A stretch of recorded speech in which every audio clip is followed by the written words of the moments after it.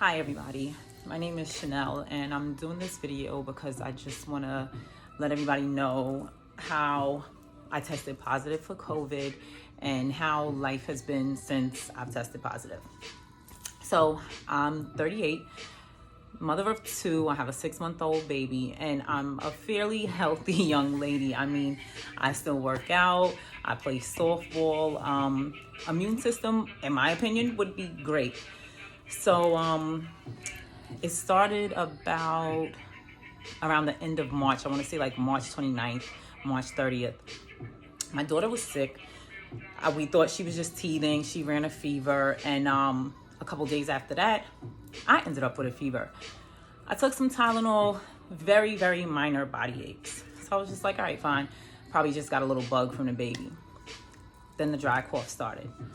But I also suffer from allergies. So still being in denial, I'm just like, it's probably just my allergies.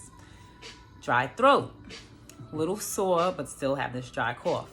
Then it led on to me having like pain in my eyes. Like if I looked up, it was painful. I looked sideways, it was painful. So I'm just like, damn, something's not right. I talked to one of my friends who actually was diagnosed with it, and she said that she had eye pain. So I was just like still in denial. No, I'm fine. Nothing's wrong with me. My immune system is good. I can do the hold my breath test. I hold my breath for 10 seconds. I'm not coughing. You know, all the stuff that you saw on the internet. So I am working from home, and I just said, you know what? My job was offering testing, and it was, easier for employees. You can literally just go to the testing site in and out. I went to the testing site, took the test. It was a horrible test. I mean, it was so painful. They stick a swab like this long up your nose, and I mean, they dig and scrape and dig. She did like a 10-second count, and it was so painful. I couldn't even sit still in the seat, to be perfectly honest with you.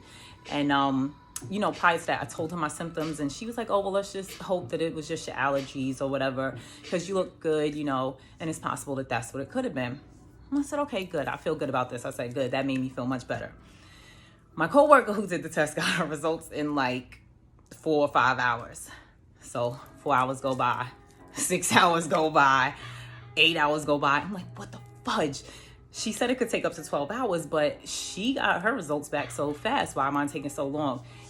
I took my test at 11:15 in the morning. I got my results at literally, I think it was like 11:20 at night.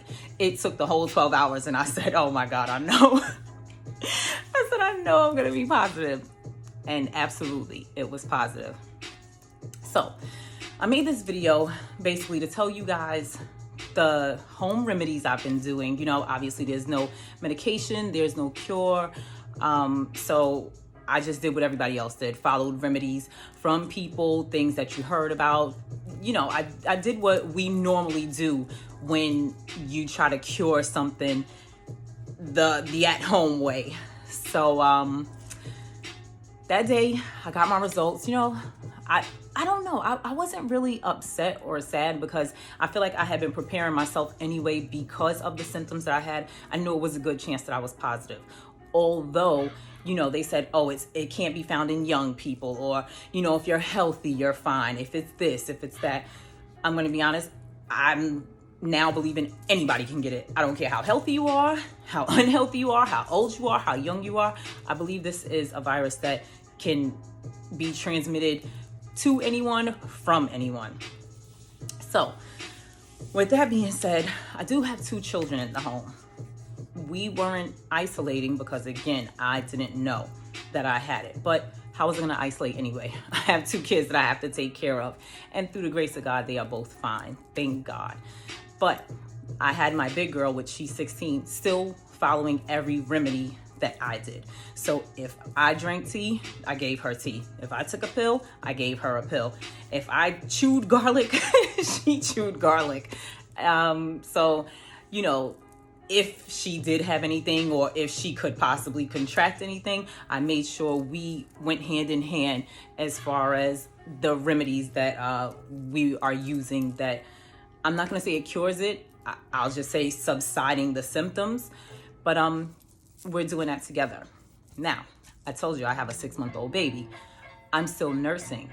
So through this all, I had been nursing the whole time, not knowing if I was positive or negative. So when I found out I was positive, I called my OB. OB said, you know what, we're not sure. Call the baby's pediatrician. I called the pediatrician. Pediatrician said stop breastfeeding immediately.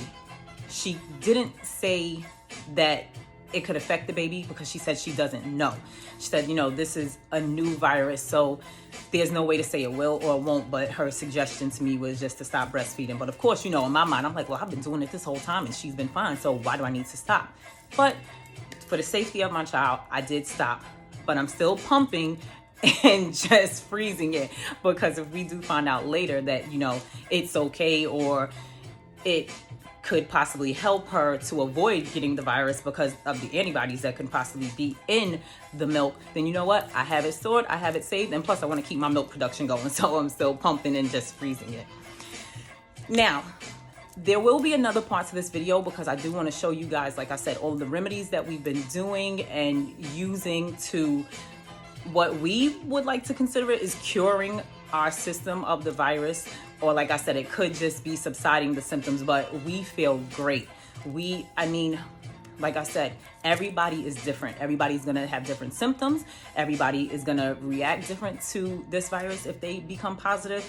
But like I said, on our end, like I said, I had a mild fever, mild body aches, but I was still able to do day-to-day things. I was jogging, again, not even knowing that I was positive.